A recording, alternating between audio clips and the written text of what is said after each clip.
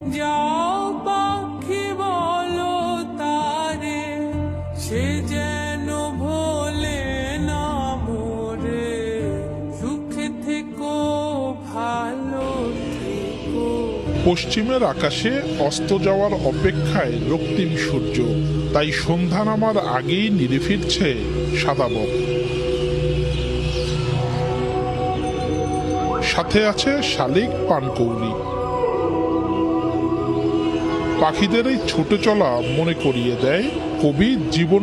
যাও পাখি বলো তারে, সে যেন ভোলে না মোরে, সুখে থেকো ভালো থেকো।